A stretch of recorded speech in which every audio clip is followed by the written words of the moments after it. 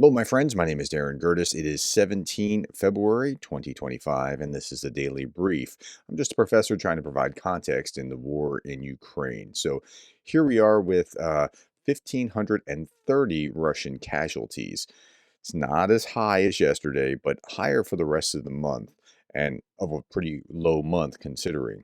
16 tanks off the battlefield, 52 armored fighting vehicles, 37 artillery systems, 149 vehicles and fuel tanks. Now, it's weird because generally the lower this number was, the higher this number was, and this is a high number with a kind of middle range, yeah. So we're up to 1,305 average daily casualties, as opposed to something in the 1,500s for the previous 3 months.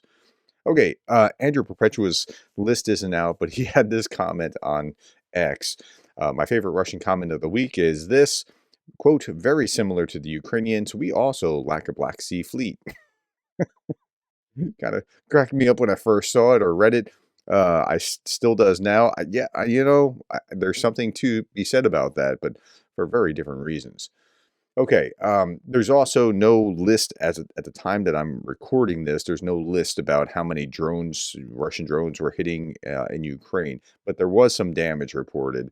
Russian drone crashed into a yard of a 71-year-old Kharkiv resident, damaging his property around 1:24 a.m. on 17 February. Quote, I heard a buzzing sound like a moped, strong buzzing, and immediately 1, 2, 3, 5, and there was a bang. Glass flew out the windows, the door was broken out, everything was on fire here, he said. And yeah, so they hit this gentleman's home, just kind of sitting there with a drone. Okay. Um, Aftermath of Russian overnight drone attacks in Zaporizhia. No casualties are reported, but the strikes damaged windows and roofs of 15 apartment buildings, 6 private houses, temporarily cutting power to 1,355 consumers. Power was restored by 6:45 in the morning, but of course, damage is done for those that are living in those properties. Here, with a single bomb, Russians stole everything from Ukrainian children, their home, their kindergarten, safe world that they knew. Now, torn children's books lie among the ruins. This is a school. Like, this is what they're targeting day over day, night over night. So, okay, there's that. Chernobyl nuclear power plant is on fire again. The insulation in the sarcophagus, which was attacked by a Russian drone a few days ago, continues to smolder. Today, 3 new fire sources were discovered. Climbers are working to extinguish them. Radiation levels remain normal. I tell you what, I would not want to have the job of being one of these firemen trying to climb into the sarcophagus of this in order to put out that fire. That seems like a terrible, terrible job. Russian monitoring channels, let's see what the Ukrainians are now doing to the Russian monitoring channels are reporting that Ukrainian drones are attacking the Flipsky oil refinery and the Ilsky oil refinery in Krasnodar Krai. Okay, so this is all kind of showing the same stuff in Krasnodar Krai. Here's explosions reported in Krasnodar Krai. You can see this off in the distance. Krasnodar Krai region, South Russia, Ukrainian UAVs hit a key pumping station on a major international CPC pipeline. Ukrainian drones hit the key Russian oil facilities in Krasnodar Krai overnight, which processes 6.6 million tons of oil per year. As a result of the attack, fires broke out at both facilities. Here's an aerial view of the facilities and what the pipeline looks like coming from one region into all the way over to the edge of the Black Sea. This is the Caspian Sea over here and where the pipeline's starting. Okay, destruction of a S-350 Vidyas SAM system worth 135 million. I just paused the still frame there. And then I saw this and I thought, well, this is really interesting. Ukrainian Special Operations Forces eliminated 23 Russian soldiers during a cleanup of an industrial building behind enemy lines. Using drone reconnaissance, they identified the Russian positions, cleared the buildings, held the grounds for 48 hours. So it was very, like you see a lot of the drone footage here that I'm not going to show you. I'm just showing you the building's aftermath. And then, okay, so what you're seeing in this picture, the comment here is Russian meat continues to be senselessly sent to assaults.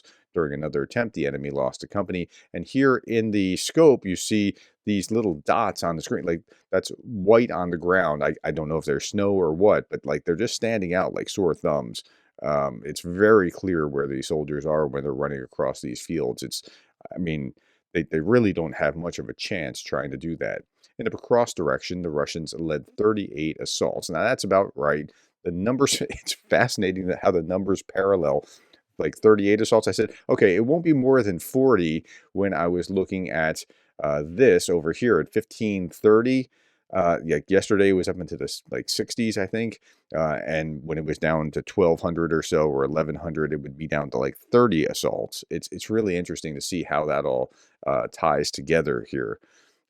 So yeah, so in the cross direction, the Russians led 38 assaults. Now, are they reinforcing in the Pokrovsk direction? It looks like they are, and they're trying to swing lower below Pokrovsk and try to cut things off. Here is British intelligence on battles near Pokrovsk.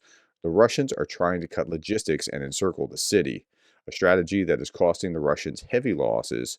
In January alone, the Russian forces lost 7,000 killed and up to 15,000 wounded or missing in the Pokrovsk area. That's January alone. So Pokrovsk alone is accounting for a huge proportion of those losses.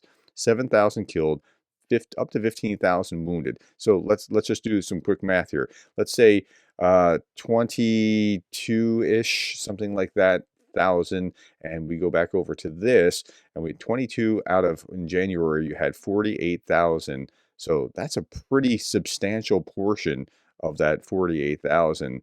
I mean, the focus on Pokrovsk is just unbelievable.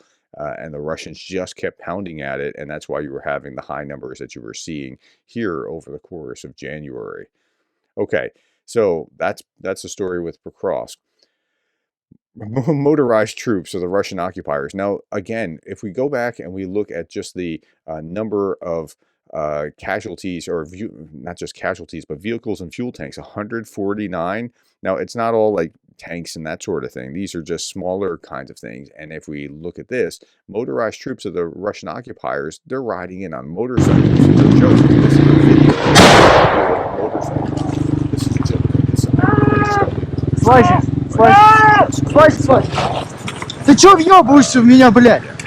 Разбегаемся быстрее! Such a bad idea for so many reasons. Okay. Um, and then here's some.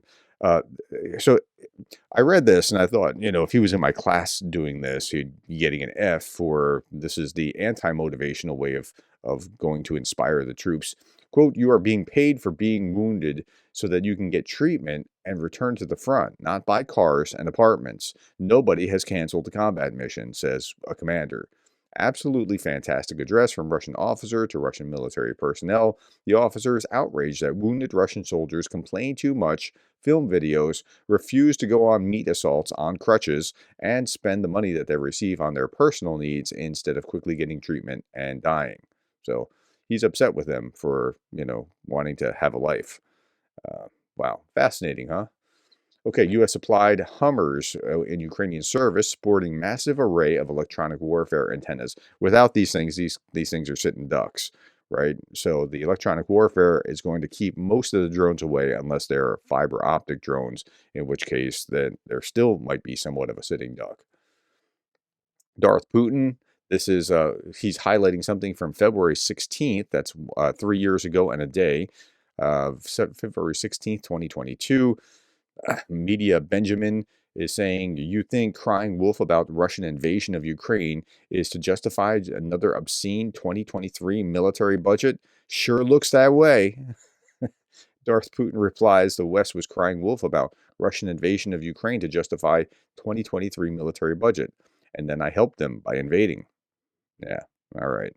And then finally, it's fascinating how much support cats and other animals, cats, dogs, other animals have been to the morale of the troops on the front line. It's really, really interesting what part they've played.